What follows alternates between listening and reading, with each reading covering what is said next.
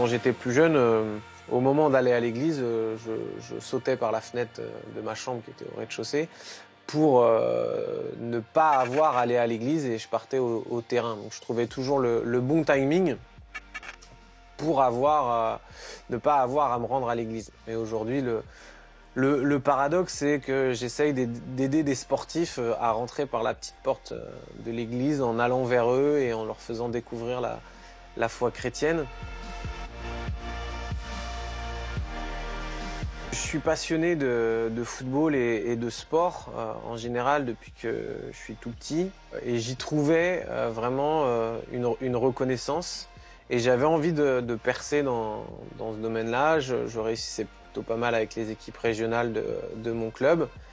Ma vie tournait beaucoup autour du sport et c'est vrai que j'avais pas beaucoup de temps pour autre chose. J'avais eu l'opportunité d'aller à l'église, de découvrir la foi chrétienne. Vers l'âge de 19 ans, en fait, je me suis rendu compte que ce que je cherchais dans le football, cette reconnaissance et aussi cet épanouissement, je ne l'avais pas trouvé et que finalement, j'étais pas heureux. Quelques semaines avant sa rentrée en fac de sport, la vie de Joël va prendre un virage inattendu. Lors d'une soirée avec ses amis, il repense au Dieu dont ses parents lui parlent depuis son enfance. Et ce moment-là, j'ai quitté tous les amis où j'étais, je suis parti seul sur une plage et j'ai pleuré. J'ai pleuré sur ma vie et j'ai dit, Dieu, si tu existes, j'ai entendu parler de toi quand j'étais plus jeune, il va falloir que tu fasses quelque chose. À partir de ce cri du cœur que j'ai fait à Dieu, je suis rentré de ces vacances et ma mère m'a remis un petit livre avec un verset à lire chaque jour, avec une pensée du jour. Et ça m'a permis de découvrir Jésus. Et plus je lisais sur Jésus, plus je trouvais des réponses. À une époque dans ma vie, j'avais peur de la mort. Je me demandais ce qui allait se passer. J'avais ces angoisses quand j'étais malheureux. Des fois, j'arrivais pas à dormir. Et là, plus je lisais, je voyais Jésus qui parlait de la paix, qui parlait de la vie éternelle, qui parlait d'une vie en abondance, qui parlait de cette vie après la mort, que lui, ceux qui plaçaient leur confiance en lui, ils avaient une espérance, qu'il avait prévu une demeure après. Et tout ça, ça me réconfortait, ça me rassurait.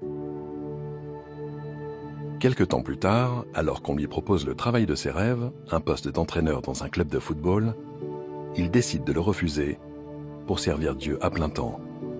Il devient aumônier afin d'apporter une assistance spirituelle aux sportifs de haut niveau. Mon travail, il est lié aussi à des rencontres que j'ai faites et de voir finalement les pressions qu'il pouvait y avoir dans le monde du sport, les dépressions qu'il y avait aussi, et cette détresse qu'il y avait où ces gens pensent que la gloire, le succès, l'argent, ça va les combler, ça va les rendre heureux. Et en fait, moi je voyais les coulisses et je voyais que c'était différent. C'est pas évident parce qu'on va dire que Jésus, c'est pas forcément la mode dans le football, c'est pas celui qui a le plus la cote. Et de vivre sa foi, c'est un peu comme vivre à contre-courant. Quand on veut tout simplement parler de sa foi, on paraît un peu comme anormal ou comme différent. Moi, j'ai été sensibilisé au fait de comment les rejoindre dans leur environnement. Un environnement où il y a énormément de sollicitations, de tentations, et de voir comment les accompagner pour tenir bon aussi dans leur foi. Donc c'est un peu délicat et c'est là où justement Joël m'aide en tout cas à pouvoir parler avec des mots simples, m'aide à pouvoir tout simplement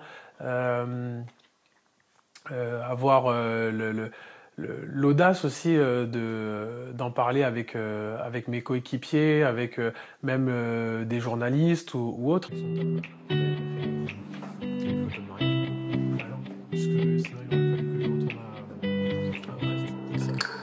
Du coup, comment ça se passe à ton arrivée dans ton nouveau club à Saint-Malo? Le coach, déjà, à la base, Il m'a appelé plusieurs fois avant que je vienne. Il s'est intéressé à mon parcours. Il a vu certains articles que j'avais pu faire dans Ouest France ou dans d'autres articles. Comme quoi, finalement, ça n'a pas joué en ta défaveur de partager ta foi. Il y a une ouverture. Des fois, on dit il faut se cacher un peu, mais là, au final. Lorsqu'il n'est pas appelé pour accompagner des athlètes lors de grandes compétitions, comme les Jeux Olympiques et Paralympiques, Joël multiplie ses activités autour de la foi et du sport. Bonjour à toutes et à tous, bienvenue dans une nouvelle émission du Forum Passion, un Forum Passion aux couleurs du sport. Aujourd'hui, je vais accueillir un sportif amateur, David Menguetti. Bonjour David. À côté, je fais de l'accompagnement de sportifs de haut niveau, comme avec des gens comme avec David Alcibiade, Olivier Giroud ou d'autres, où là, je vais aller les visiter aussi dans leur club. Je vais à distance les appeler pour faire des études bibliques avec eux, ou leur envoyer des messages d'encouragement par WhatsApp.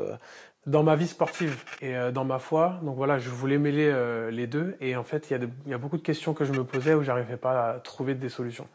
Et Joël, il avait cette vision de sportif et en même temps de entre guillemets papa spirituel. Et donc il m'a beaucoup aidé à faire du travail sur moi-même, à aussi mettre des priorités dans ma vie, parce que pendant longtemps j'ai mis le football en priorité. Est-ce qu'il y a quelque chose qui t'a marqué là en particulier, enfin qui demande à être creusé? Là en fait on voit bien, là tu vois, il y a un schéma qui explique ce que Dieu veut et ce que l'homme veut. Donc ça c'est vrai que ça m'avait un petit peu parlé. Maintenant aujourd'hui il est de plus en plus cash avec moi et souvent c'est difficile de se dire bon voilà, j'ai envie de lui poser une question et j'ai envie d'une réponse, mais souvent sa réponse, je l'aime pas. Et je l'aime pas, mais je sais que voilà, c'est dans le processus. Moi, je vais toujours ramener à la Bible en fait. Ce qui fait autorité dans ma vie, c'est la Bible. J'ai pas écrit un livre, les 7 clés du succès ou je sais pas quoi, ou les 7 principes que j'ai détectés. Parce que moi, je remarque les clés de la motivation, plutôt là-dessus que je vais travailler, je vais les regarder dans la Bible. Certains pensent que je vais relancer leur carrière parce que je vais faire une prière pour eux. Alors on risque de les décevoir, je crois que Dieu a plus que leur carrière et que moi-même j'ai plus à leur proposer. Je pense à un footballeur qui était avant à Nantes et qui maintenant est reparti au Cameroun. Je pense à lui, qui est un anonyme pour beaucoup de gens, mais pour moi ce que Dieu a fait dans sa vie, de voir combien il était pris dans des addictions, des choses qui n'étaient pas claires, et de voir Jésus qui vraiment libère, qu'une Coupe du Monde ou aucun autre trophée pourra remplacer Jésus et ce qu'il fait, combien il transforme les vies, au-delà d'apporter une carrière avec du succès et du confort.